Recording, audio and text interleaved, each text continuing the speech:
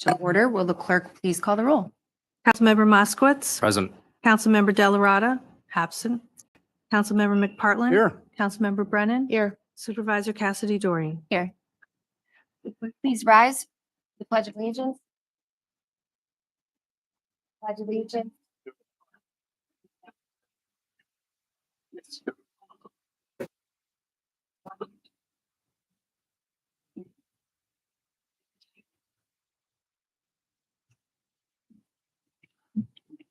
We wish to respectfully acknowledge that Niskayuna is on the traditional lands of the Kanien'kehá:ka and Wabeconok peoples, past and present, and we honor with gratitude the land itself and the peoples who have stewarded this land through generations.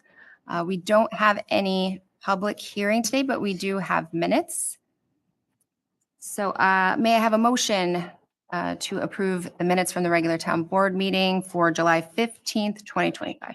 Oh, I'm sorry, not special board meeting minutes from. Motion to approve the minutes from the July 15th, 2025 special meeting.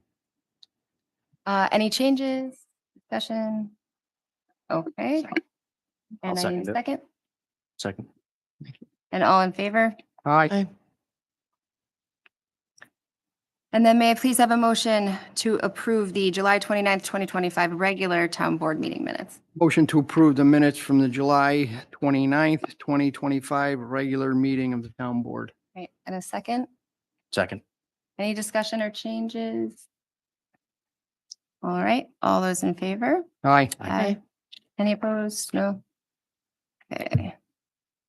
We're going to go a little out of order. We have a really special ceremonial resolution, and I want to make sure we get that in right in the beginning. So if you will turn to the last section of the agenda, you'll see a ceremonial resolution. How would we like to present? Would you like to read it? Or Laura? Is Laura here? I hope Laura is here. Oh, yeah. Laura's going to do it? Mhm. Yeah, do you have to announce it so Michelle can read? All right, so we'll go through. Did you have to get before or after? Sorry. Thank you. All right, so we have a ceremonial resolution sponsored by Councilmember Delarada, a resolution honoring. A resolution honoring Vincent Daly for his years of service to the town of Niskayuna. We'll do the vote first. Okay. Please call the roll. I'll second that resolution. Thank you. Councilmember Moskowitz. Yes. Councilmember McPartlin. Aye. Councilmember Brennan. Yes. Supervisor Cassidy Dorian. Yes, 4 ayes. resolution passes. Would you like to come up, Vinny? Do you want to read after?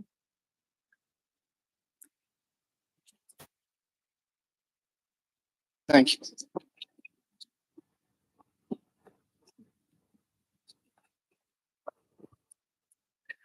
I'm honored tonight to be able to present this award. When I came to the town, one of my first positions was on the zoning board, and Vince Daly was one of the first committee members that I met on that board. And he's been here longer than I've been here, and he is a great, great gentleman. He's been a great asset to this town. And I'm very proud to read this resolution. Following resolution was offered by Councilman Delarada, that it be enacted the Town Board of Niskayuna as follows. Whereas Vincent Daly was appointed to the Zoning Board of Appeals of the Town of Niskayuna in 2009, and Vince Daly served as a full-time member of the board continuously for over 17 years. Vince Daly is a highly respected member of the Niskayuna community. He is known by the Zoning Board of Appeals for his collaborative spirit and ability to work as a team player.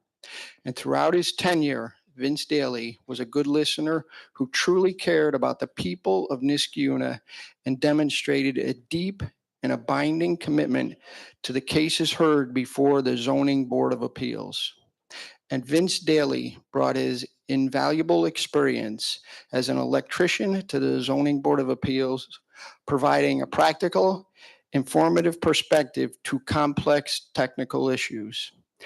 And Vince Daly also serves as a volunteer, the Board of Fire Commissioners for Niskuna Fire District Number 1 since 2007, further demonstrating his dedication to the safety and well-being of his community. And in his capacity as a zoning member, Vince Daly always treated property owners and applicants with respect, kindness, embodying the excellence in public service that the town of Niskuna strives for.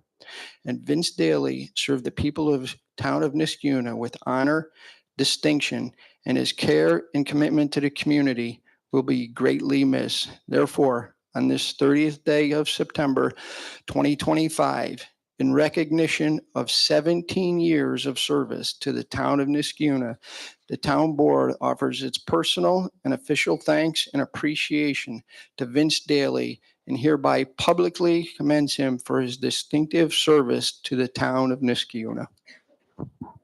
Thank you, Vinny.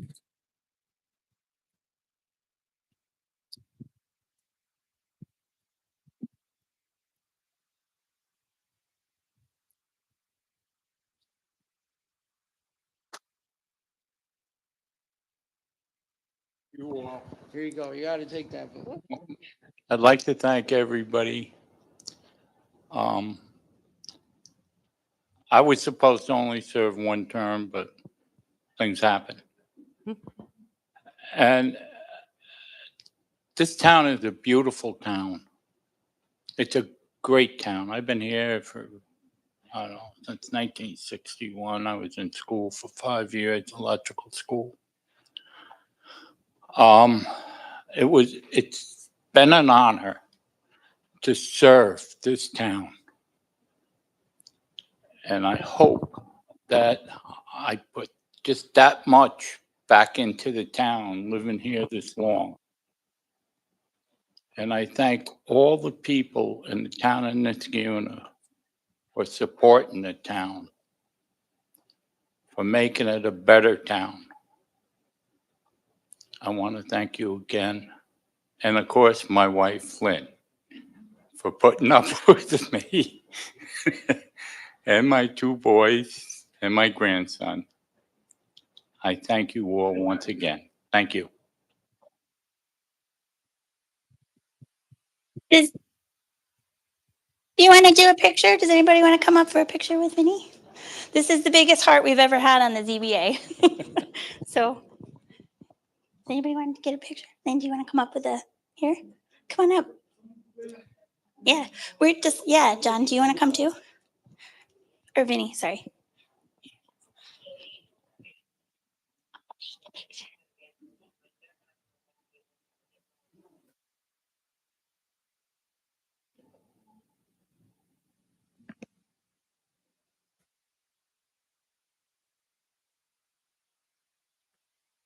Sorry, Vinny's very special for me. So.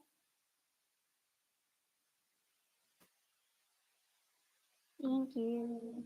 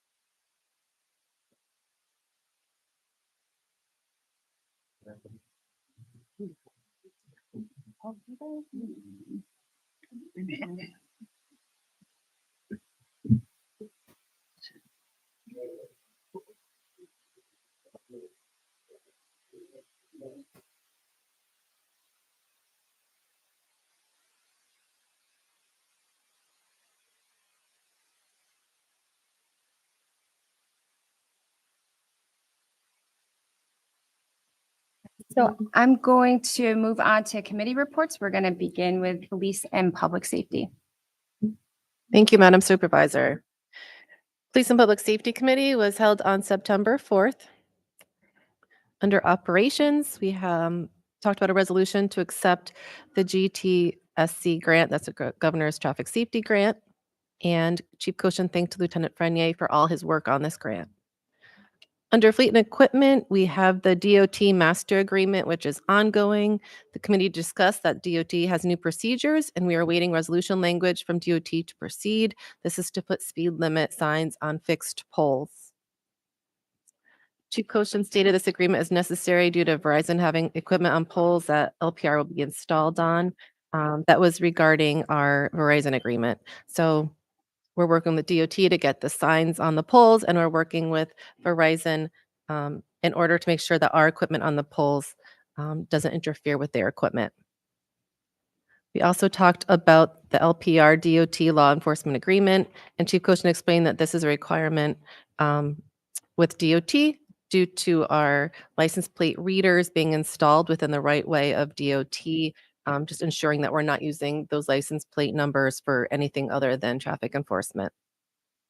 Under building, we're rekeying the doors to the police department. We're also working on stripping the police department floors. They haven't been worked on in about 20 years or so, and they get a lot of wear and tear because we're a 24-hour department. So that quote was about $490, and we're going to be scheduling that to be completed as soon as possible. Under training, we have training for TASER 10 training coming up. We have Detective Munger attending photography school, and that's part of evidence school. And we also have attendance to the New York State Law Enforcement Symposium.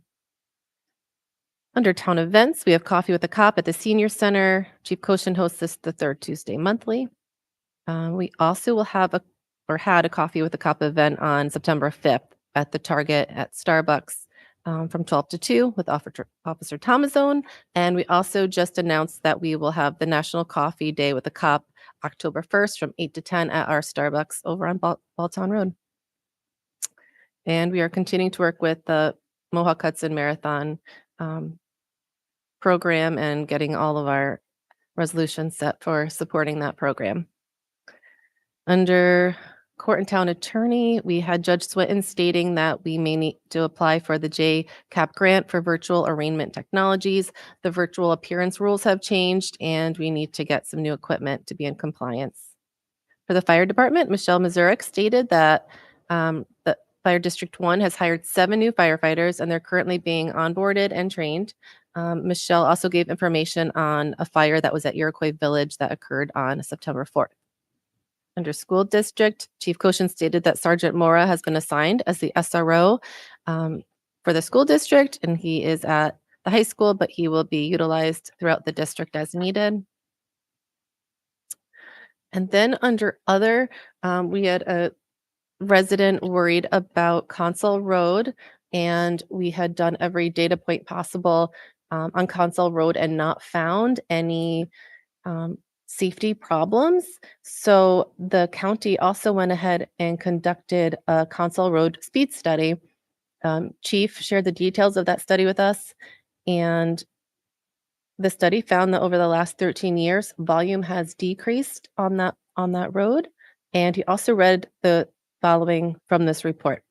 At present, Console Road demonstrates stable traffic volumes, consistent speed patterns, and localized crash trends, with no major roadway, operation, or safety changes identified.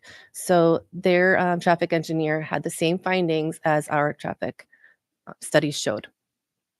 For resolutions tonight, we have the Verizon agreement. We have the LPR DOT law enforcement agreement. We have the acceptance of the Governor Traffic Safety Grant. And we have the JCAP grant resolution to apply for that court equipment. And our next meeting will be on October 9th at 3:30. Great, thank you so much. We'll move on to highway and community programs. Thank you, Madam Supervisor. Highway Community Programs met on September 4th. We started our meetings with our Highway Department led by Ray Smith. Talked about patching of roads, basins, the usual work that the highway crews do. We also started talking about some trail work. We met with the Niskayuna Trails organization about doing some things in Mohawk Park, and we spoke about possible working on grants for doing some of the work in that park. And signage, We also talk about lining the soccer fields and many other things and many other facilities here at the town. We talk about town hall repairs. Working on getting a new compressor here for our HVAC system here at town. Also, if you look at the packet this evening, there's a resolution for a new roof here at town hall. So we're continuing to make improvements to our facilities. We discussed yard waste pickup. The flyer is out. There's information on the town website about yard waste pickup, and our loose leaf fall schedule is attached when leaves and brush get picked up.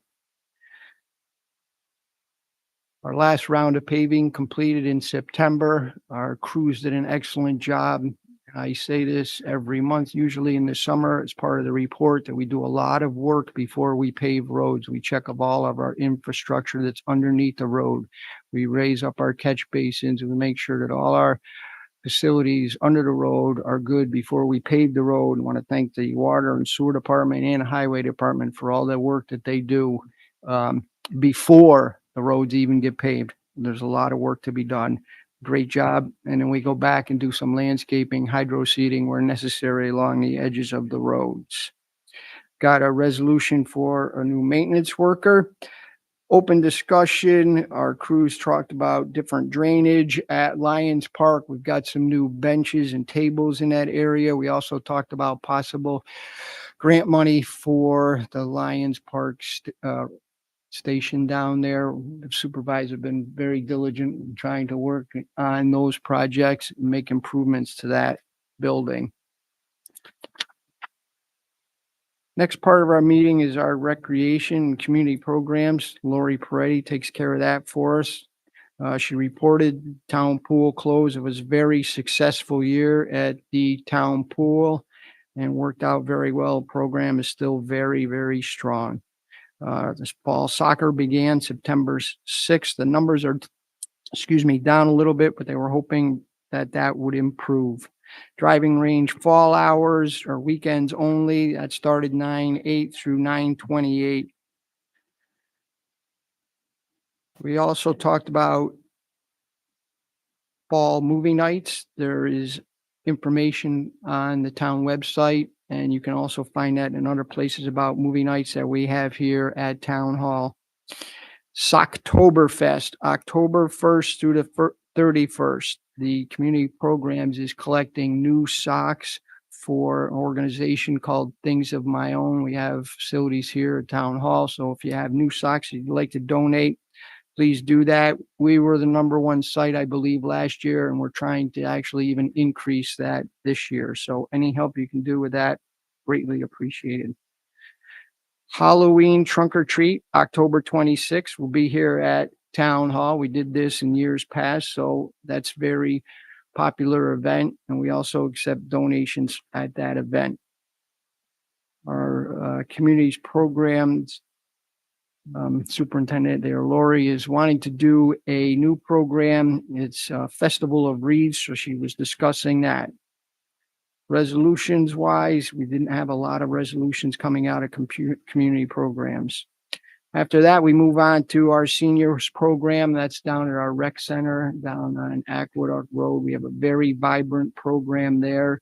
They've got art there, drumming, yoga, Alzheimer's support, trip programs. They've been pairing up with Collect Travel and sponsoring some trips. They've got walking programs, trips to Proctor's, all kinds of things for seniors. Very, very robust program down there. Anybody interested in that or knows anybody, please send them down there. And our next meeting is October 2nd. That's this Thursday at 8 a.m. So much. Water, sewer, and engineering. Thank you, Supervisor. The Water, Sewer, and Engineering Committee meets on the first Thursday of every month. This month we met on September 4th. It was immediately before our Ref Tellis study presentation. And much of our meeting was spent on community public comment and discussion, which is great. We encourage as much of that as our meetings as we can. So it was great that we spent so much of our meeting having some informal conversations with residents. There are a few things I just want to very briefly mention. Last month, I reported that the Water and Sewer Department was looking into some asset management software. And we are continuing to do that. And Superintendent of Water and Sewer, Matt Yetto, is continuing to investigate different options to ensure that whatever software we do decide on, if any, is as beneficial and cost effective as possible. The management software will keep track of vehicle information, as well as store maps in a digital format. But we are looking into that to ensure that whatever decision we make is most beneficial for the town. I also wanted to provide a quick update on the corrosion study. We are right now approaching the 6-week halfway mark of that corrosion study. And we will be pulling some samples within the next couple of weeks to evaluate. The final report will be released at the end of the study. Letters were sent recently to residents along Rosendale Road and River Road, notifying them that samples will be collected in the next couple of weeks in central lab. And we are continuing to resample any homes that present some concern to us. We have several resolutions coming out of committee tonight. Most of them, or a few of them, to appoint some new employees in the Water and Sewer Department. We have been trying for a long time to fill our plant mechanic position, so we're happy tonight to have a qualified candidate to fill that. And our next meeting will not be on the first Thursday in October in observance of the Jewish holiday. We're pushing back a week. It'll be October 9th at 4:30. Thank you, Supervisor. All right. I'll try to hit some of the points from the Economic Development, Historic Preservation, and Environmental Conservation Committee while I go through just a few updates. I thought it might be helpful just to kind of go over some of the things I've been talking with residents about. One thing that we got a handful of questions on was a project that National Grid is doing on Cornelius Ave. We had a very long back and forth asking them to complete that project over the summer so that it wouldn't affect the school traffic. That didn't end up happening. They did complete the project.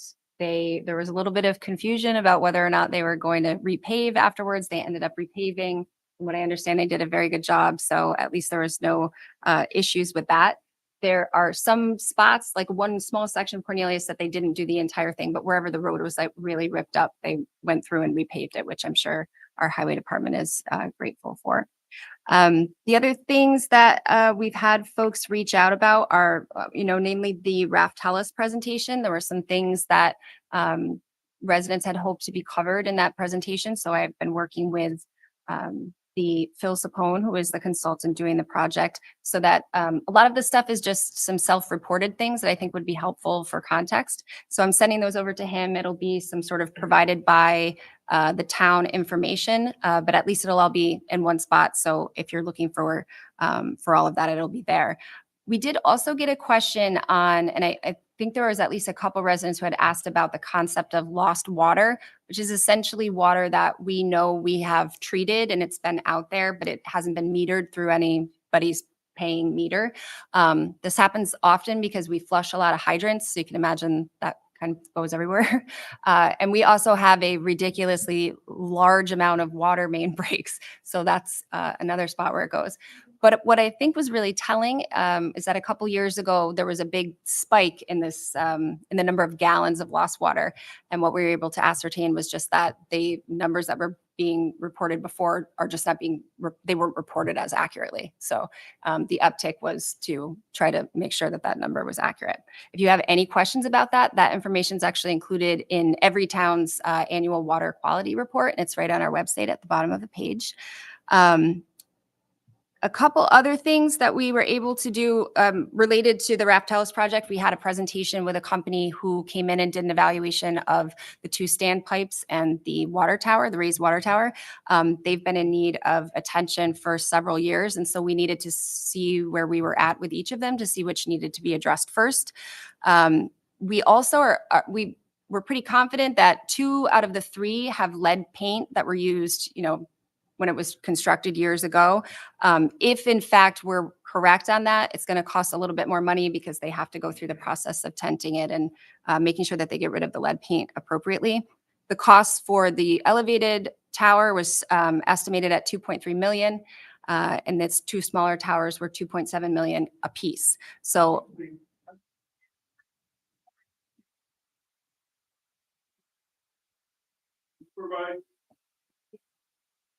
yep. the supervisor's report.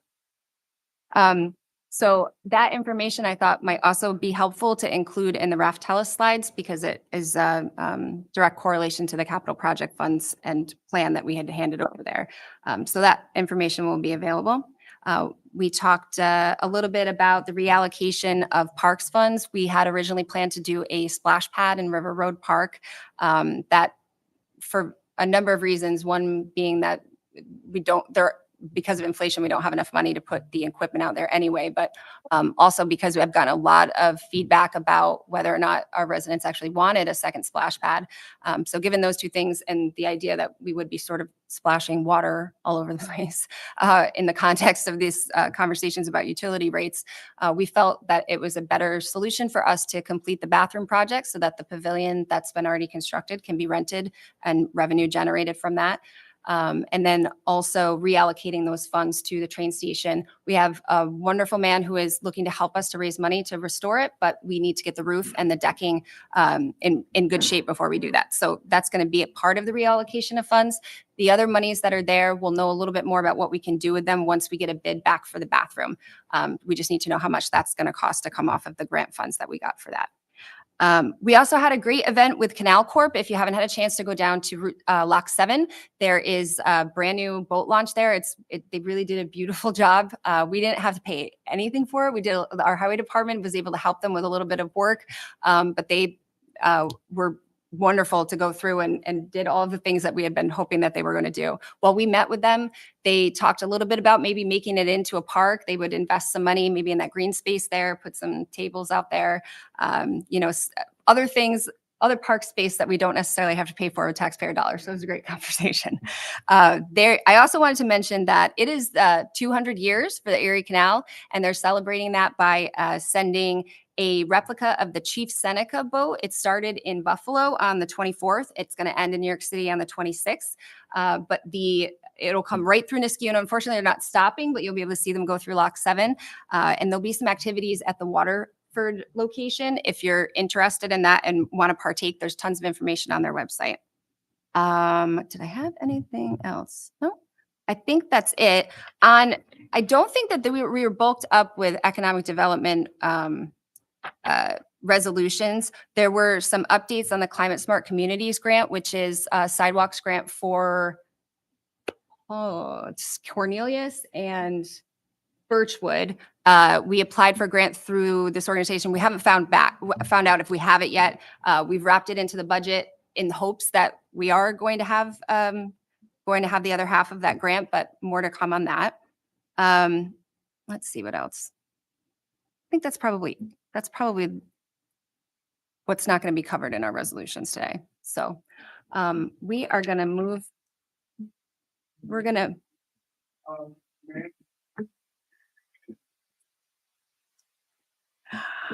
All right. So without further ado, we will move into privilege of the floor. We ask that you honor the policies and the code of conduct that's posted outside of the door.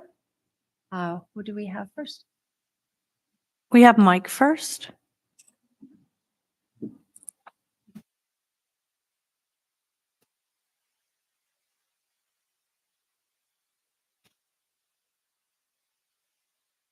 Hello, my name's Mike. This makes my 13th time here, 13 months of asking that you please do something about the excessive speed on Consall Road between 3450 Consall Road and Buckingham. Now, I've been asking this and asking and asking.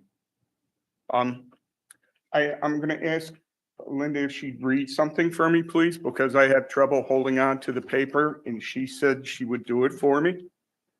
This is that report that you got that you probably didn't know I got. This is not my 3 minutes. Niskayuna is designated as a Class A town under New York state law as such and consistent with provisions of the New York State Vehicle and Traffic Law. The town has the authority to establish speed limits on both town-owned and county-owned roads within its jurisdiction. This authority allows the town board by local law, ordinance, or resolution to set maximum speed limits in a manner consistent with statutory requirements and overarching NYS DOT standards. This authority allows the town to respond directly to local traffic conditions, community concerns, or safety considerations with undue delay. Decisions such as maintaining or adjusting posted speed limits on Council Road therefore fall squarely within the town's jurisdiction. With NYSDOT guidance and FHWA standards serving as reference point rather than mandates. So apparently posting speed limits on Council Road falls squarely within the town's jurisdiction. Thank you, Linda. You're welcome. And the other night I was here for the debate. I got to hand it to you. When you said that you did not know anything about the water, you were the secretary to the superintendent or supervisor. My wife worked as a secretary for 38 and a half years. She knew everything her boss did before she got into work, while she was at work, and after. And if anything changed, she knew about it before anybody else did. So is you saying you did not know about the water bill? I find that questionable. And as far as you saying you're willing to help anybody, you'll do it with anybody, no matter who they are, who aren't they are. 13 times I've come here and asked you to do something, and 13 times you've denied it. So don't tell me you'll go out of your way to do things for people. I'm proof that you just, I guess, mistruth. Thank you. You. Who's next on the list? Nora Galto.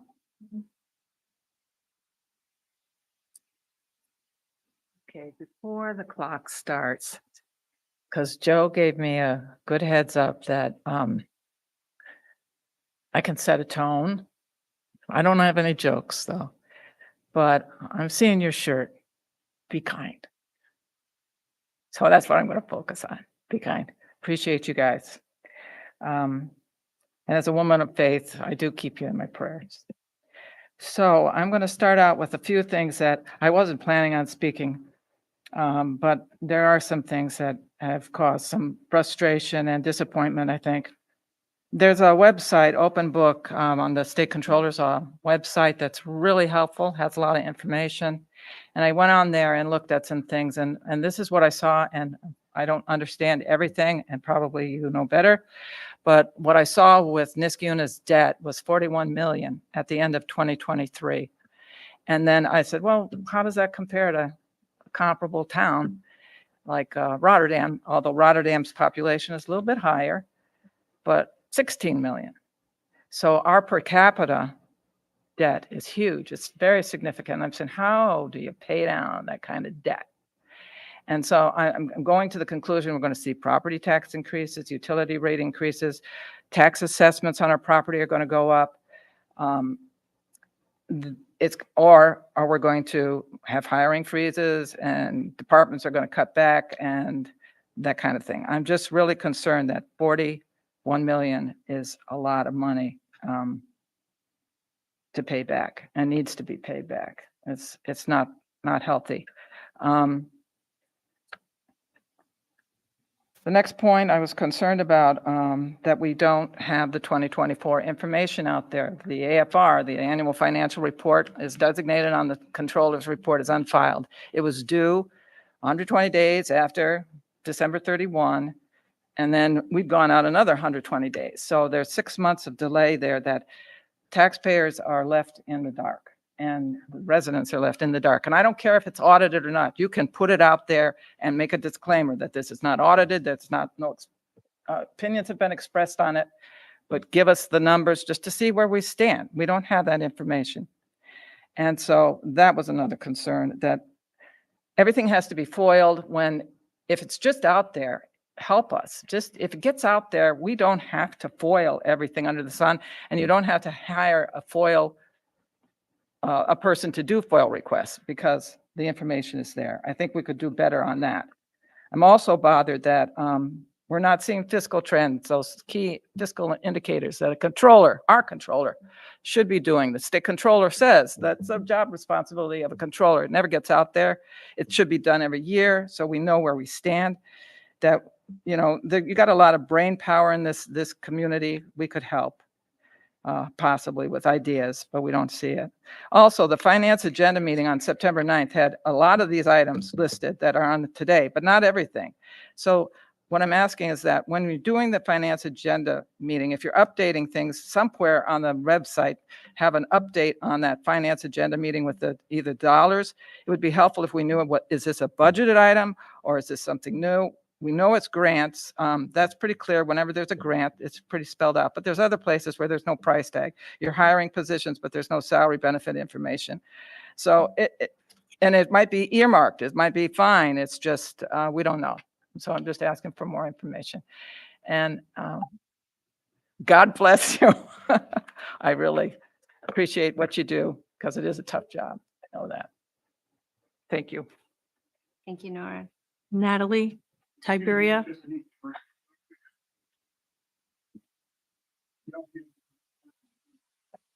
Talk about.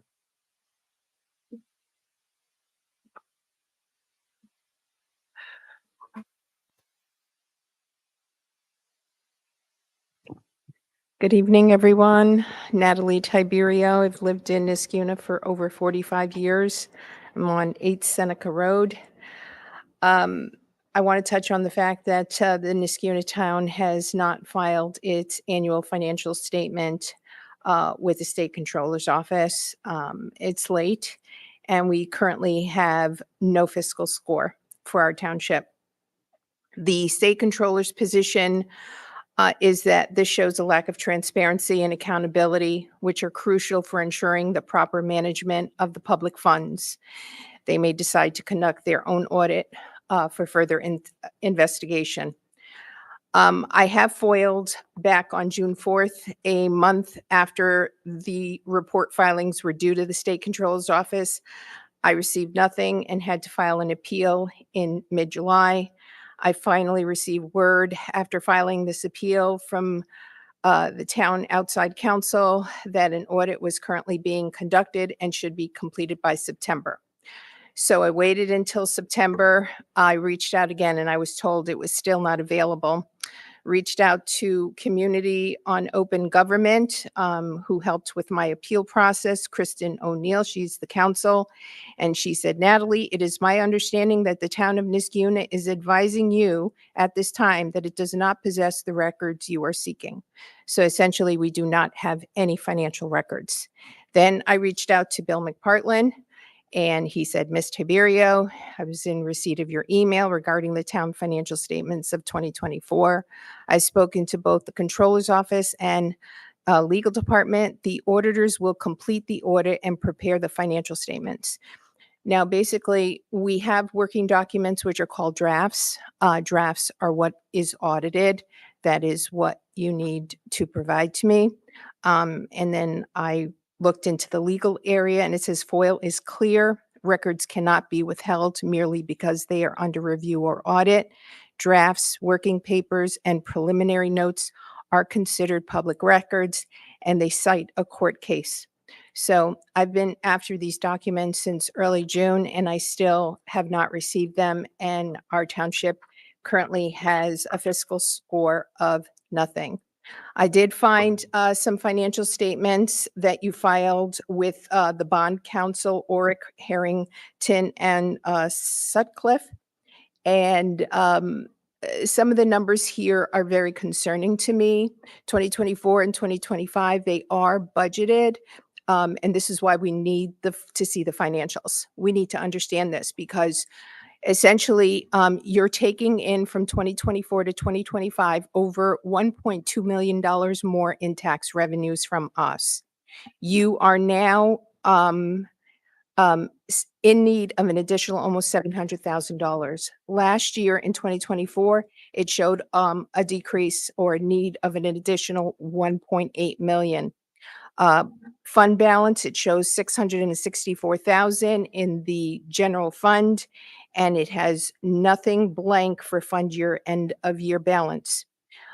This is very, very concerning. These are your numbers, Aaron. Your name is on it. Okay, if you want the website, I can email it to you. So these are the financial reports that I did locate, and they're showing some very concerning numbers, and we need to know where we stand before the election. Thank you.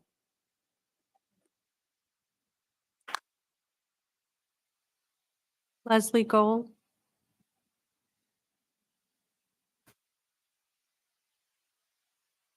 Leslie Gold. I presume it was just an oversight, but when the agenda for tonight's meeting was posted, the resolutions were not attached. And I will note that, well, I was on late afternoon and it still wasn't there, so it was an oversight. Yeah, it wouldn't pull up. I got the same 3 pages. So, okay, so that's not going to be a continuing problem. That's very good to hear. And I also, maybe I didn't look in the right place, but I couldn't find when the budget workshops were scheduled. Is that posted yet? Okay, not on the regular public page, okay.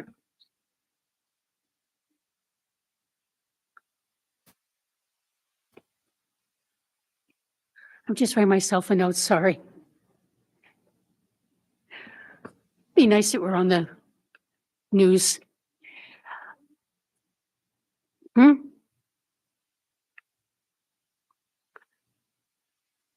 May have been.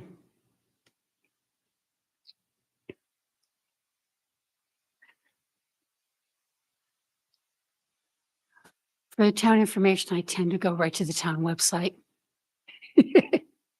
Yeah, okay. And I will note that I assume we are going with we will not bond police cars anymore position, because that never made sense to me. And it was a relief to see it gone. Thank you.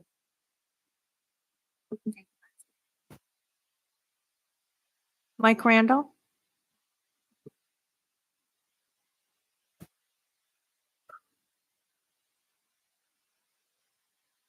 Good evening, Mike Randall, 1562 Van Antwerp.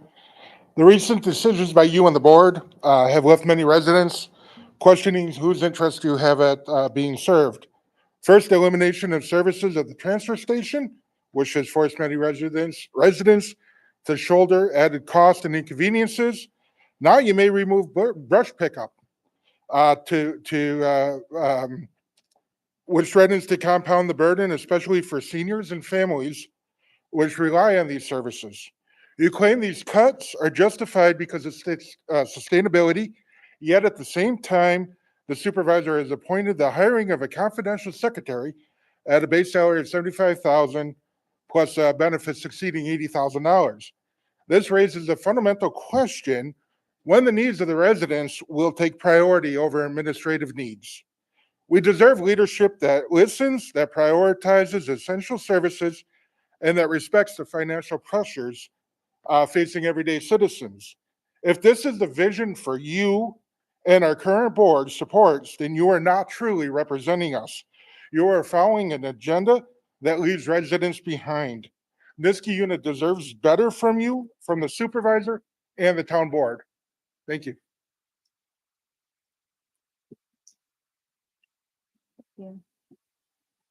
John Rickard. Hello, everyone. Good evening. John Rickard, 16 Brendan Lane. Hopefully tonight you're getting a sense from some of the residents that there's a large number of us out there that are concerned about some of this financial data. And I'll be honest with you, it keeps me up at night and it wakes me up awful early in the morning. I've been looking at these numbers trying to dissect them, trying to read what residents have put together, trying to read what's on the town website, trying to read what the supervisors put together about our town's position. And I really just come up with 4 easy, simple points. My first point is the bond rating. So I've read that we have an AA plus bond rating, and that is true. It's from 2014 when Joe Landry was the supervisor. I have not seen anything else current. If there is something current, let's get it out there so people know about it. And so, in fact, I'm concerned that we would qualify for such a rating today if we went out for a bond anticipation note. The second point is our debt load. I heard Nora's point. Nora and I did not collaborate at all prior to coming tonight. I saw a figure of 46 million for our debt load. If that's true, let's get it on the website, how we got there, and what our plan is to address it. Maybe that number's not accurate. I don't know, but there's a way to communicate this information so that we're not left wondering. And more importantly, and most importantly, we see a plan to address it. I know there is a plan to address it, but we don't know that. Let's get it out there and let's figure it out, because and I agree with Nora, it is a concern. Tied to that is our current net position. I saw a figure of 12.16 million. Maybe that is the position, but maybe it isn't. I don't know. But let's get it out there what it is so that we know exactly what we're working with. And finally, this one, I picked up on this one too, and it was very alarming to me. I saw that the required AFR due in May wasn't filed yet with the state comptroller. Was it filed? Was it not? If it wasn't, why wasn't it? And what's our plan to get it filed? So again, just some quick, simple things. No, nothing here that's of an opinion nature, all factual information. You know, we can talk about what our bond rating is since 2014. We can talk about what our debt load is. We can talk about what our current net position is, and we can talk about what our plan is to address the required filing. So we can get, I know that these are things we can work on. Thank you.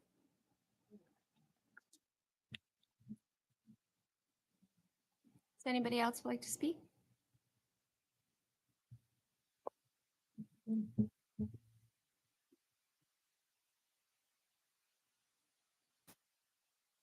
Good evening. My name is Brett Steenberg. I've been a resident and property owner in this town for nearly 3 decades. I'm also a licensed professional engineer in 3 states and owner of Steenberg Consulting Engineering. I'm here tonight to alert the public of a potential health and life safety issue regarding copper levels exceeding the EPA and DOH action limits in the drinking water in certain areas of this town. We've always had issues with our hot water heater since we moved in, never lasting more than 5 years. We always knew there was an issue. Weren't really sure what it was. We did everything we could to protect it. In February of 2024, my wife's hair turned green from showering. In December 2024, after our 4th hot water heater failed, we contacted and made a formal complaint with the town. We spent a lot of time trying to get information, trying to keep things moving. But after 3-4 months, we finally consulted a water quality expert on our own. He came into our house and said, "Oh, Rosendale Road, I'm up and down Rosendale Road all the time. There have been a ton of complaints. They've made complaints to the town." At this point, we began foiling the information. We did eventually receive a list of about 36 complaints that just gave addresses.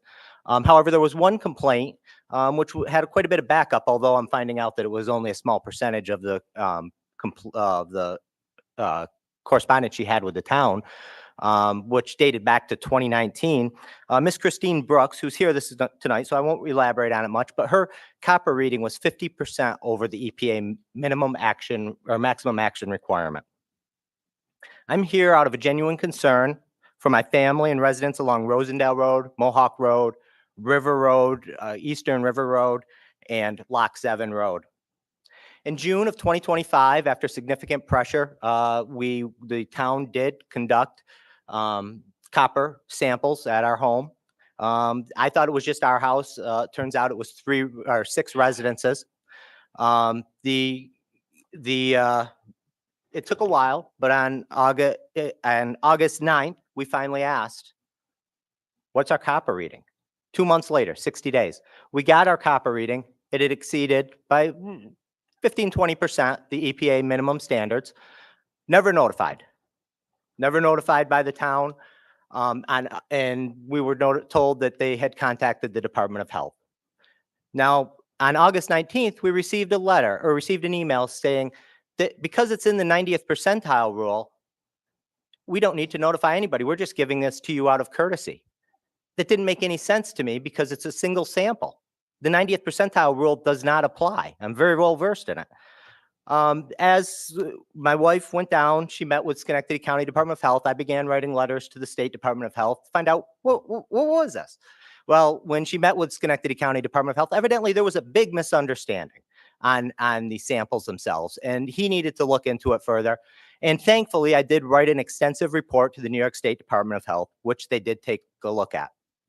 In the interim, my wife emailed Miss Cassidy Dorian and asked her, you expect us to continue to drink water that has higher than EPA standards for copper?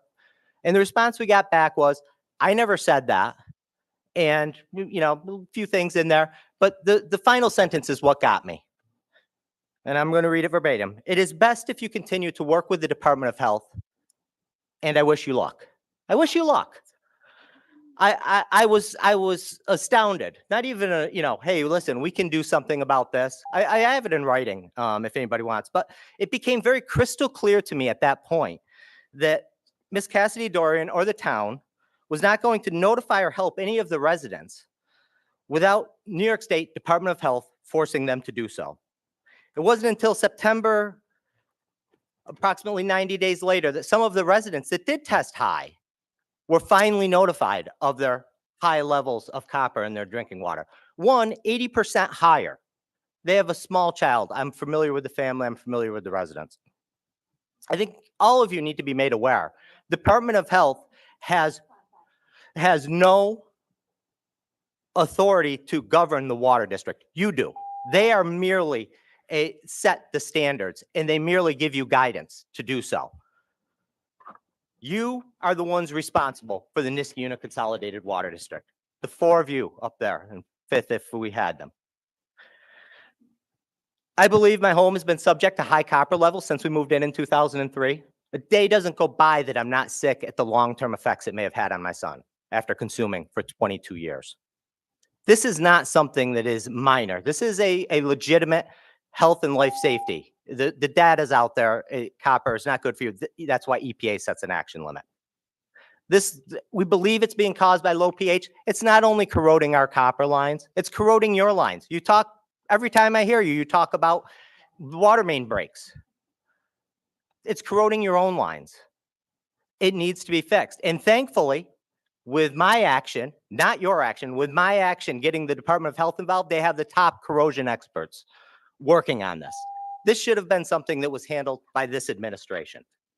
Now, I prepared a map documenting the limited data that I've gotten from the town over the while. It's about 3.5 miles of road frontage and water mains. And, you know, with the area that I would consider of highest probability. In that area includes 2 schools, a daycare facility, a restaurant, a very popular restaurant, I might add, a town park, and a facility, a home for disabled people. Now, not every residence in this area is going to see these. It's very dependent upon water, the length of your water service. I believe, I don't know for sure when you use your water. A lot of the people that I've talked to actually stay at home. You know, a variety of other issues. Actually, the age of your water line. It seems like the newer water lines are even more subject to it because probably they haven't sustained the patinaing that the older water lines have. But if people are getting blue-green staining, constant failures of water heaters, appliances, washers, dishwashers, coffee makers, I go through one a year, pungent copper odor, especially first thing in the morning, nausea after drinking the tap water, or in our case, my pets will not drink my tap water. They will not drink it. They will find a puddle. They will find anything they can do to not drink the tap water. Please contact Dominic DiCarlo or Jennifer Preeb at the Schenectady County Department of Health if you're experiencing any of this, especially if you are in the zones on the map, and I will leave us some of the maps out front. The number is 518-386-2818. In closing, I'd like to thank Senator Tedisco and the New York State Department of Health for their diligence in helping us navigate this matter so that the residents in this portion of town can have safe drinking water again. Thank you. Oh, and one last thing, and I'm gonna throw this out there just as a professional opinion. I think you should test the water at the drinking fountain at River Road Park. I don't know for sure, but I would test it as soon as possible. my test strips, they're not overly accurate. They're basic test strips, so I can't read to the 10th or the 100th like the tests that were done on our house, but they do show levels of copper. Thank you. Thank you. Good evening, April Steenberg, 2832 Rosendale Road. My husband spoke in the capacity of a licensed engineer. I'm here today to speak as a resident, but mostly in capacity as a mother and a daughter. I have been a resident for nearly 30 years. I have never once spoken at a town board meeting. Tonight, I feel as though I have to speak. I am deeply concerned for not only my family, but for others as well.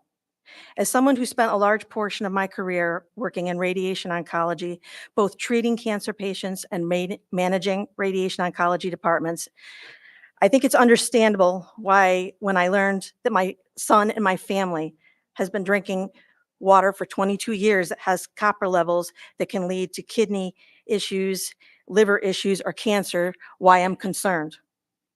I want to share a few of the hurdles this administration put forth in order to intentionally withhold this information from ever reaching the public. First off, the complaint that I dropped off with Michelle Martinelli disappeared. We wrote another letter. Aaron assured me it would be addressed. From there, it sat on Cara Park's desk for 2 months. After that, Aaron told me she wanted no communication, but I could speak with Jason and Bill on the matter. Jason wanted nothing to do with it, wouldn't respond, and Bill assured us the water was fine. I've had multiple FOIL requests either lost and then denied. In fact, even as today, we were reaching out, trying to update our map. There are FOIL requests that are 30 days out that haven't been honored. I couldn't leave a voicemail, so I had to make multiple trips in person, only to be told that Erin was in a meeting when in fact she was not even actually here at the town. We were told no one else is having this problem, and we had to FOIL the complaints to find out what was actually going on and to get a list of the actual complaints. We realized after speaking with neighbors that the town had not provided us with even a fraction of the actual complaints. We then waited months for the town to test our water. We had to involve the Committee on Open Government to help deal with constructive denials. And then after finally learning the issue was copper from our neighbor, we asked the town to test our water for copper. This was in June. After months went by with no response, we had to request the results. Only then did we learn that our water tested above EPA action limits. This was now 6 months after bringing the issue to the town. I thought surely the town would act. I mean, Aaron stated in a letter to the Gazette regarding Route 7, safety is and always will be our top priority. I was astonished to learn that the town didn't feel that it was necessary to act or even notify residents. We had to then involve Senator Tedesco, both the county and the State Department of Health. And I'm relieved to share that the state has completely taken control over the water situation. This is the only reason that it is finally being addressed. My question to you, Aaron, is why did it take the Department of Health forcing you to do the right thing months after we asked for help so that people would finally know that the water isn't safe to drink? I want to state for the record that when your professional staff is compromised by political agendas, then lives are placed at risk. It is why I'm asking for the residents in our community to hold this administration, not the employees who answer to this administration, accountable. I think it suffices to say that a supervisor who would knowingly hide a water quality issue while ignoring the potential health risks to not only my family, but to other residents in the community should not be allowed to continue in the role as supervisor. This is arguably the most unethical act this town has ever seen by any supervisor. I want to end on a personal note. Both my parents died from liver failure. I've seen firsthand what that looks like. I watched my father, who was a diabetic, die at Albany Med after he slipped into a coma. My mother, who was diagnosed with melanoma of the eye, that metastasized to her liver. She died at my Niskayuna residence on hospice care. I now get to sit here and wonder, is that what I will see? Is that what my son will see? We deserve answers.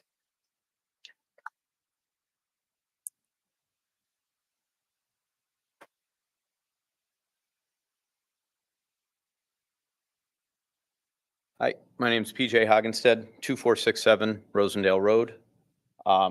And what they just said was fantastic. It was upsetting to see the level of, head shaking and sighing up there. I'm having the same problem. Green water moved into my house 2022. Everything was stained green when we moved in. We've never once drank the water because it didn't look right, didn't smell right. You fill your bathtub up, it's bluish green. I called Culligan about it, and Culligan came out and said, well, I've made a killing on your street. This is like my 8th call this year of blue-green water just on Rosendale Road. He's like, you really should call the town. It's a town problem. I called the town earlier this year, and the response I got from the town was that my problem was completely unique. They've had 0 complaints about water on Rosendale Road. 0. And it's clear that that's not the case at all. They've had numerous complaints. I don't know why they would try to gaslight me into saying it's your lateral. I've been told so many times it's your lateral. Or when they come out and they see the blue water in my tub, they go, oh, it's just the odd light coming in. My water's green. It got tested by the town, and the town's reagents were expired. So the town had to come and test it again. The town came and tested it again. They're not a certified lab, so it doesn't even matter what their test said. So they had to come test it again. Town came and tested it again. My levels are double the EPA action level of 1.3. Mine's 2.59. I have a 1-year-old daughter at home. We wash her bottles with bottled water. My wife and I drink bottled water. We run our coffee maker with bottled water. Unfortunately, though, anyone who's ever had a little kid knows that when you're giving them a bath, a shower, all they want to do is put the water in their mouth. So I have a 1-year-old girl that's drinking this water that we know is not drinkable. The town's response to me was they can give me a Brita water filter, because they know that finally, this was their response 2 weeks ago. They know the water's unsafe to drink, so here's a Brita water filter. Or we can do an RO system under one sink. I have 9 sinks in my house. So you're telling me I pay over 20 grand a year in Niskayuna taxes, and my water's not safe to drink. And the solution is we'll make one of your sinks safe to drink, but nothing will be done for the rest of the house. We've had the same problems as them. My wife's hair has turned green. We've gone through several washers. I've only been there since 2022. We've been through several washers. Several circulator pumps for my boiler have gone bad because they use city water makeup. A couple hot water heaters. I'm worried about I'm worried obviously about the effects on my family. We installed, I'm sorry, obviously I didn't come very prepared. I'm just kind of speaking from the heart. We installed filters on our shower to try to keep my wife's hair from turning green. She has to go get hair treatments once every 2 weeks. They put a treatment in her hair. Her hair smells like pennies. It's horrible. It's horrible. We're not a third world country. We should have safe drinking water. And it's upsetting to me that when I brought this up to the town, I was told no one had this problem. This is unique to me. It's probably a problem with my lateral. Has nothing to do with the town being over chlorinated, with the pH being too low. It's ripping my house apart. It's potentially causing health problems to my family. And it's very, very, very upsetting. And I would like to see some sort of action taken, not with another 6-week study. You said there's 6 more weeks on the corrosion study. So we're going to have another 6-week study. And then what? And then it goes out to bid. Whatever the problem is, goes out to bid. We secure a contractor. There's delays. Meanwhile, my family's still being poisoned. I want something done in my house now. What Culligan said that would combat this is a reverse osmosis system for the whole house.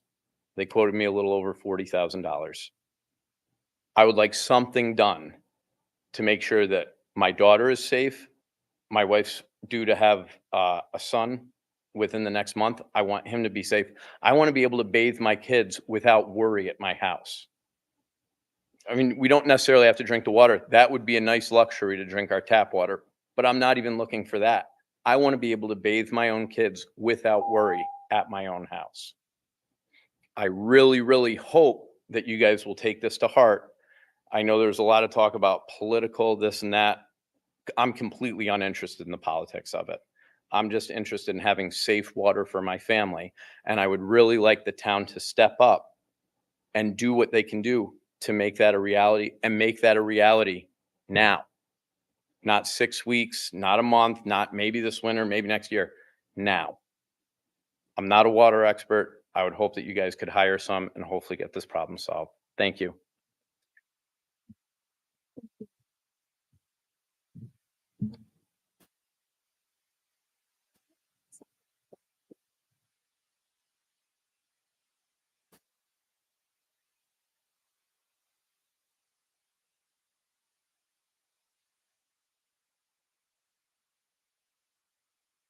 I'm Christine Brooks. We moved here in 2015. I have never been at a meeting, spoken at a meeting. I'm not here to place blame. I know we are working on studies, but I am standing before you as a concerned mom. Although this is being presented as a political issue, I have no such agenda.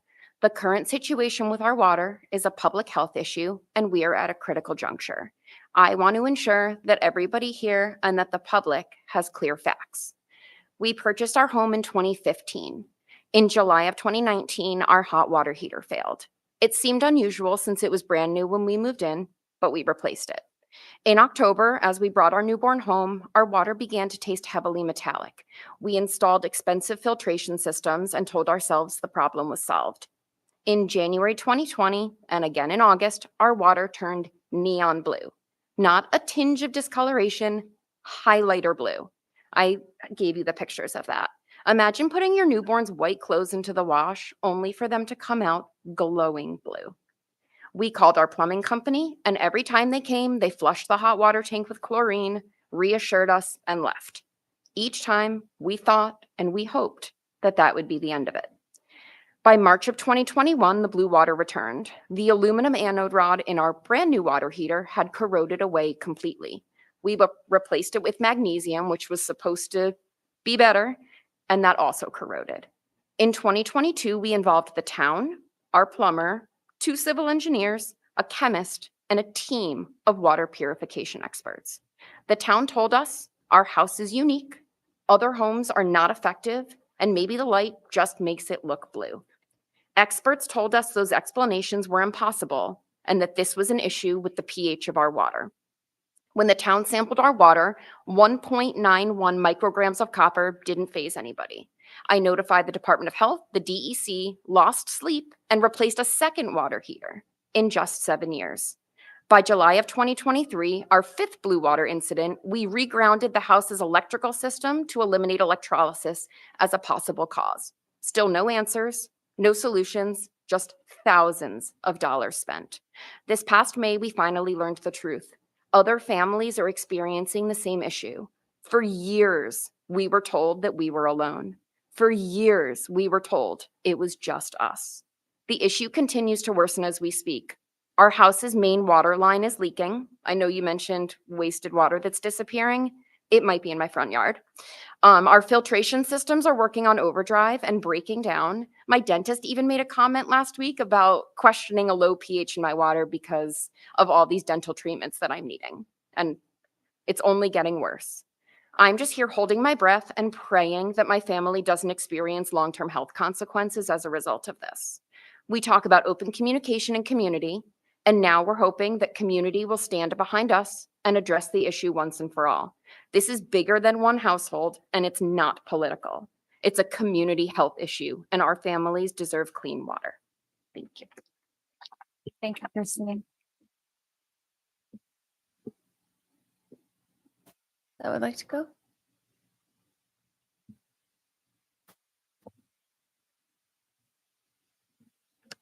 Good evening.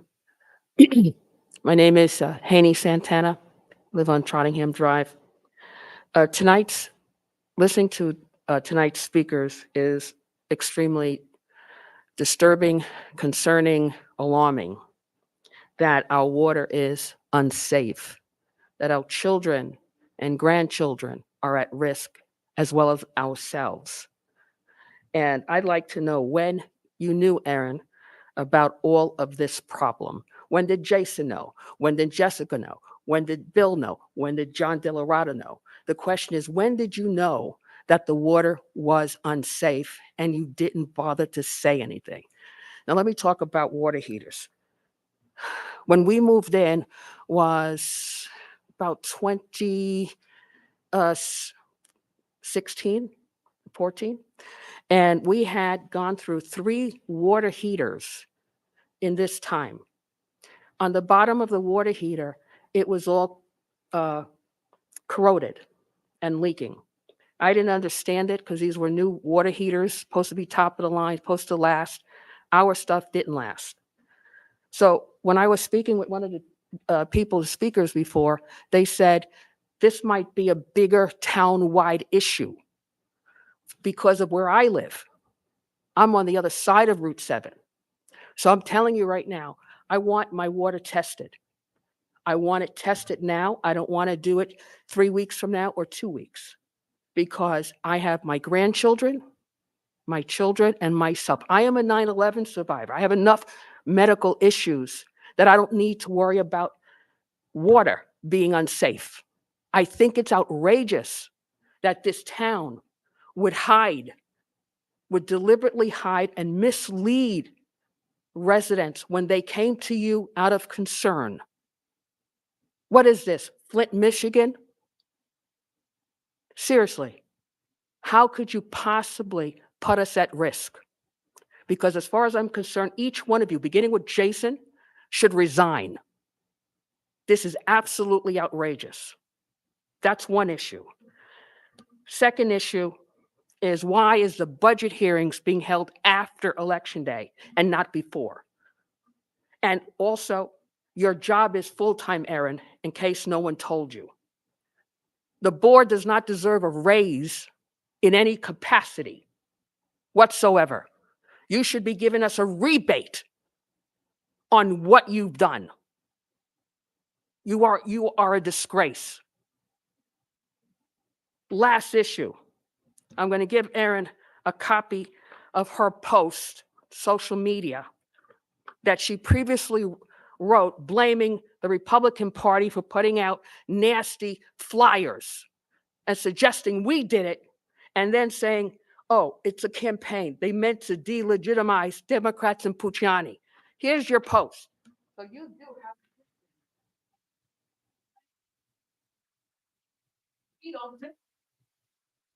We do not do things that you are saying. And then you have your town employee to blaming us. I want an apology. I want an apology because it's outrageous. No one on my committee would ever go and take someone's sign and put it on your lawn. Absolutely ridiculous. It was staged. That's what I believe. You want to distract from the water issue, and everybody here should vote everyone out of office. Niskayuna needs a change, and you guys have failed miserably, and you are untrustworthy. You have no business sitting in these seats. Thank you. Thank you.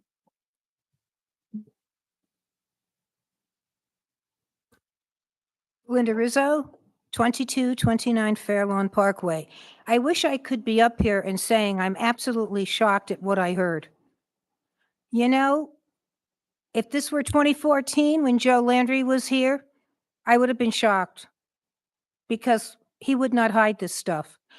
If it was 2020 or 2018 when Yasmin was the supervisor, I wouldn't be up here saying I wasn't shocked. I would say I'm shocked because they wouldn't have known. They would have responded immediately.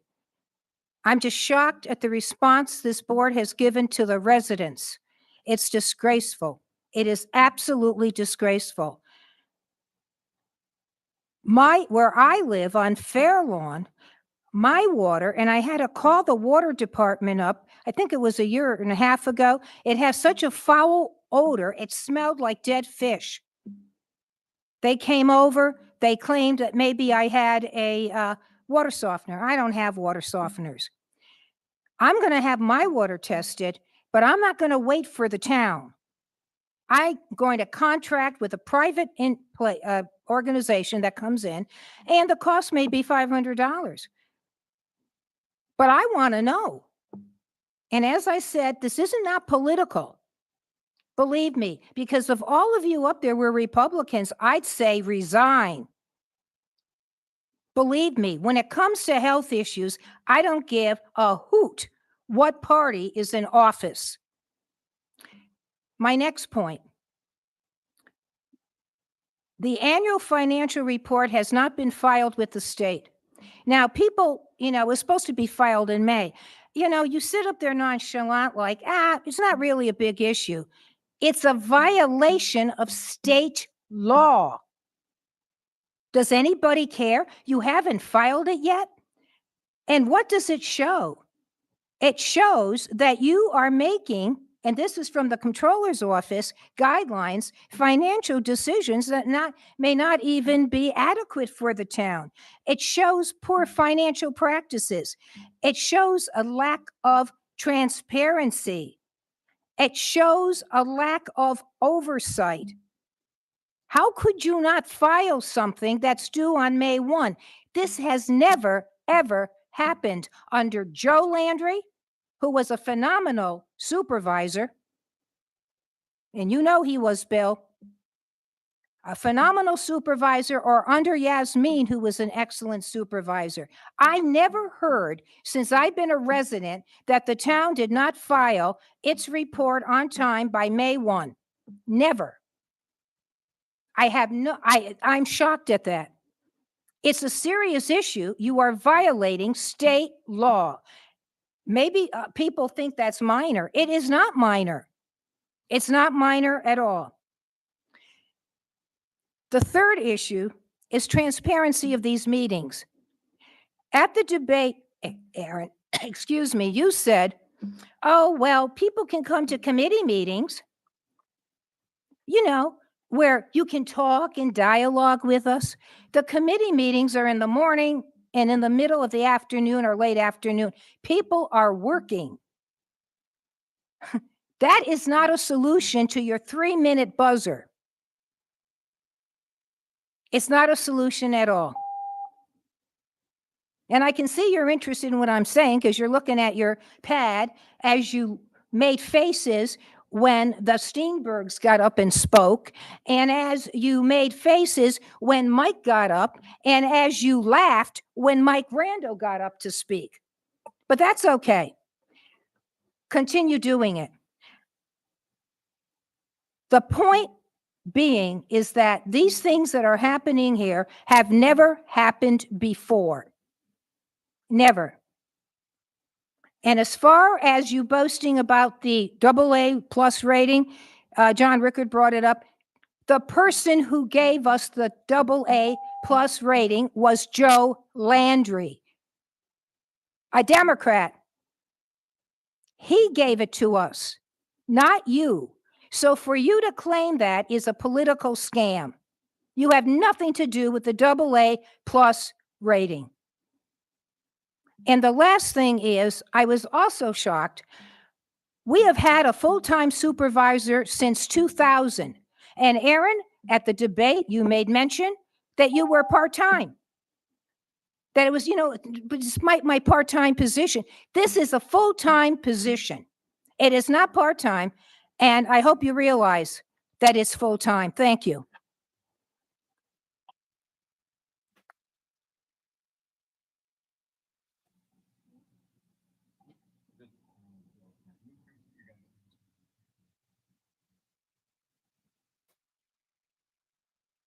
Procedurally, this isn't the back and forth, but if you want, you can leave a number and I can have whoever wants to jump on this up here reach back out to you. But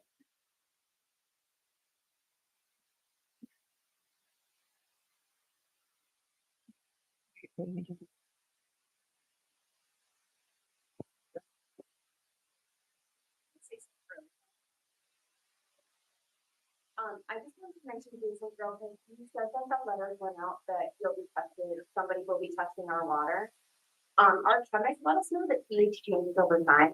I wasn't sure, I'm not a water expert, don't claim to be one, but our water experts let us know that if our water is tested and the pH is included in that test and then it's complete, and then the sample is tested, that the pH is gonna neutralize the time and the outside. So I just wanted to make sure that was like on the radar, because I know they're testing it and there's a 24-hour delay between sample and pickup. And then it's not. Want to make sure you were aware.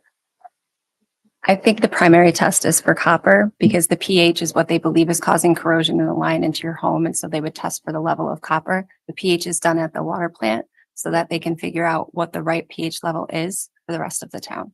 And it takes a while. That's why they do the corrosion study.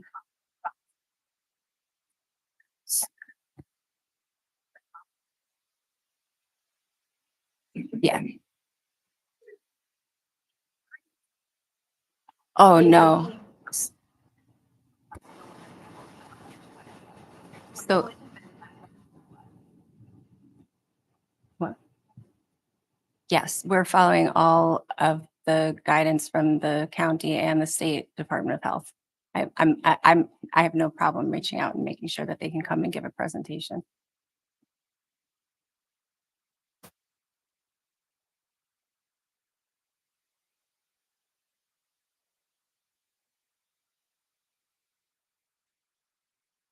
All right, with that, we'll move on to resolutions and we'll begin with 2025-203, sponsored by Councilmember Moskowitz.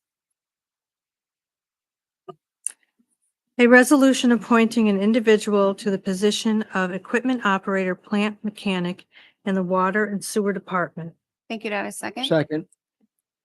Discussion? Will the clerk please call the roll? Councilmember Moskowitz. Yes. Councilmember McPartlin. Aye. Councilmember Brennan. Yes. Supervisor Cassidy Dorian. Yes. 4 ayes. Resolution passes on to 2025-204, sponsored by Councilmember McPartlin. A resolution authorizing the supervisor to execute a memorandum of agreement with CSEA bargaining unit regarding the addition of a clerk title. Could you shut that door back there? We're having trouble hearing. Thank you. All right, thank you. Do I have a second? Second. Any discussion on this? Will the clerk please call the roll? Councilmember Moskowitz. Yes. Councilmember Delarada. Oh, excuse me. Councilmember McPartlin. Aye. Councilmember Brennan. Yes. Supervisor Cassidy Dorian. Yes, 4 ayes. the resolution passes. On to 2025-205, sponsored by Councilmember Brennan. A resolution authorizing the supervisor to enter into and execute a license agreement. Thank you. Do I have a second? Second. Any discussion on this? Will the clerk please call the roll? Councilmember Moskowitz. Yes. Councilmember McPartlin. Aye. Councilmember Brennan. Yes. Supervisor Cassidy Dorian. Yes, 4 ayes. resolution passes. On to 2025-206, sponsored by Councilmember Moskowitz. A resolution authorizing the warrant for the second quarter of 2025 corporate utility rents. Thank you. Do I have a second? Second. Any discussion? Will the clerk please call the roll? Councilmember Moskowitz. Yes. Councilmember McPartlin. Aye. Councilmember Brennan. Yes. Supervisor Cassidy Dorian. Yes, 4 ayes. the resolution passes. On to 2025-207, sponsored by Councilmember Brennan. A resolution authorizing the town of Niskuna Town Court to apply for a JCAP. JCAP grant, in the 2025-26 cycle up to $30,000. Thank you. Do I have a second? Second. Any discussion? Will the clerk please call the roll? Councilmember Moskowitz. Yes. Councilmember McPartlin. Aye. Councilmember Brennan. Yes. Supervisor Cassidy Dorian. Yes, 4 ayes. resolution passes. On to 2025-208, sponsored by Supervisor Cassidy Dorian. A resolution authorizing the annual payment and 3-year contract for email cloud storage. Thank you. Do I have a second? Second. Any discussion? Will the clerk please call the roll? Councilmember Moskowitz. Yes. Councilmember McPartlin. Aye. Councilmember Brennan. Yes. Supervisor Cassidy Dorian. Yes. 4 ayes. 2025-209, sponsored by Councilmember Brennan.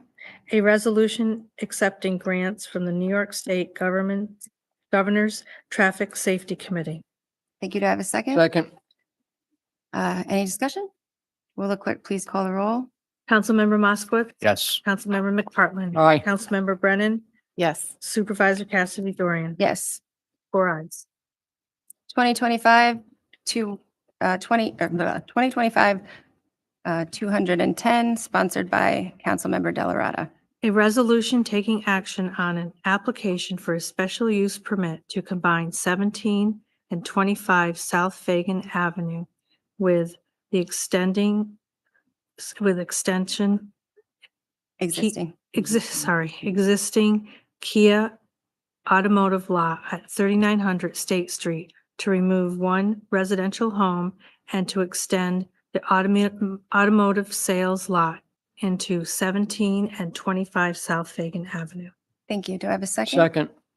We have discussion on this? Will the clerk please call the roll? Councilmember Moskowitz. Yes. Councilmember McPartlin. Aye. Councilmember Brennan. Yes. Supervisor Cassidy Dorian. Yes. 4 ayes. 2025-211, sponsored by Councilmember McPartlin. A resolution authorizing the emergency replacement of the roof at Town Hall. Thank you. Do I have a second? Second. Any discussion? Will the clerk please call the roll? Councilmember Moskowitz. Yes. Councilmember McPartlin. Aye. Councilmember Brennan. Yes. Supervisor Cassidy Dorian. Yes. 4 ayes. 2025-212, sponsored by Councilmember Brennan. A resolution authorizing the pole attachment agreement with Verizon New York Incorporated. Thank you. Do I have a second? Second. Any discussion? Will the clerk please call the roll? Councilmember Moskowitz. Yes. Councilmember McPartlin. Aye. Councilmember Brennan. Yes. Supervisor Cassidy Dorian. Yes. 4 ayes. 2025-213, sponsored by Supervisor Cassidy Dorian and Councilmember Delarada.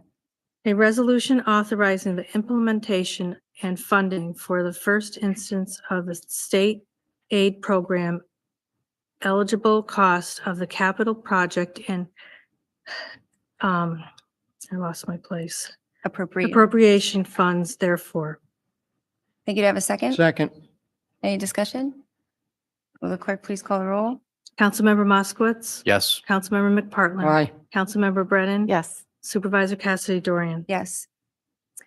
2025-214, sponsored by Councilmember McPartlin. A resolution authorizing the wrong line. A resolution appointing a grounds worker in the Parks Department. Do I have a second? Second. Any discussion? Will the clerk please call the roll?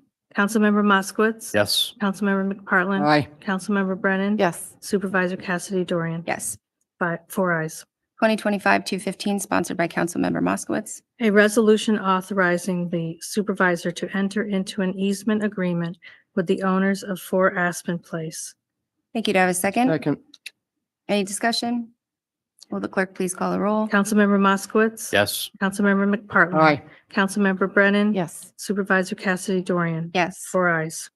2025-216, sponsored by Councilmember Delarada. A resolution appointing an alternate member to the Zoning Board of Appeals. Thank you. Do I have a second? Second. Any discussion? Will the clerk please call the roll? Councilmember Moskowitz. Yes. Councilmember McPartlin. Aye. Councilmember Brennan. Yes. Supervisor Cassidy Dorian. Yes. 4 ayes. 2025-217, sponsored by Councilmember Moskowitz. A resolution authorizing the purchase of 2 check valves for the Water District Number 3 pump station. Thank you. Do I have a second? Second. Any discussion? Will the clerk please call the roll? Councilmember Moskowitz. Yes. Councilmember McPartlin. Aye. Councilmember Brennan. Yes. Supervisor Cassidy Dorian. Yes. 4 ayes. 2025-218, sponsored by Councilmember Moskowitz. A resolution approving the reconciliation of residential and commercial utility rent charges charged and collected for the second half of 2024. Thank you. Do I have a second? Second. Any discussion?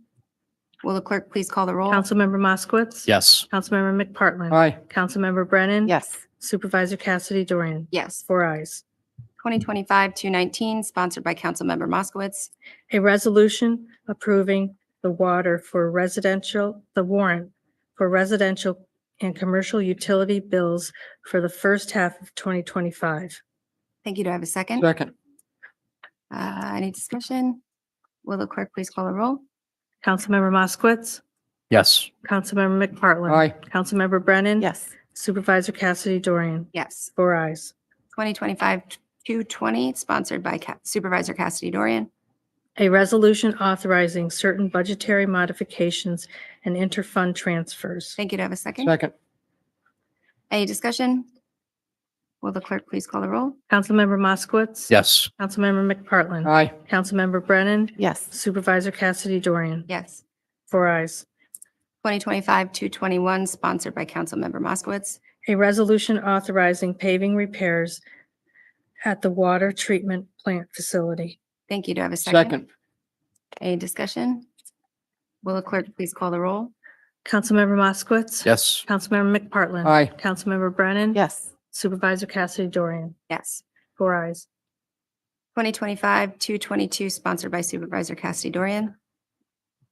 A resolution authorizing the supervisor to execute any and all necessary documents for the accepting grant monies from state and municipal facilities grant program for improvements to town facilities. Thank you. Do I have a second? Second. Any discussion? Will the clerk please call the roll? Councilmember Moskowitz. Yes. Councilmember McPartlin. Aye. Councilmember Brennan. Yes. Supervisor Cassidy Dorian. Yes. 4 ayes.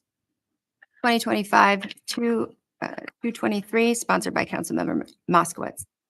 A resolution appointing a water and sewer maintenance worker in the town's water and sewer department. Thank you. Do I have a second? Second. Any discussion? Will the clerk please call the roll? Councilmember Moskowitz. Yes. Councilmember McPartlin. Aye. Councilmember Brennan. Yes. Supervisor Cassidy Dorian. Yes. 4 ayes. On to 2025-224, sponsored by Councilmember Moskowitz. A resolution appointing a water and sewer maintenance worker in the town's water and sewer department. Thank you. Do I have a second? Second.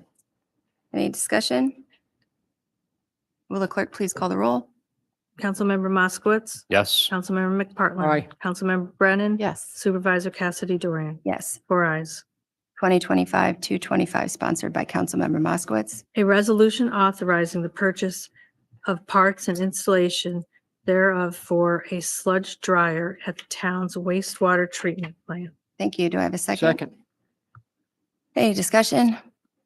Will the clerk please call the roll? Councilmember Moskowitz. Yes. Councilmember McPartlin. Aye. Councilmember Brennan. Yes. Supervisor Cassidy Dorian. Yes. 4 ayes. 2025-226, sponsored by Councilmember Moskowitz. A resolution authorizing repairs to the sludge dryer at the town's wastewater treatment plant. Thank you. Do I have a second? Second. Any discussion? Will the clerk please call the roll?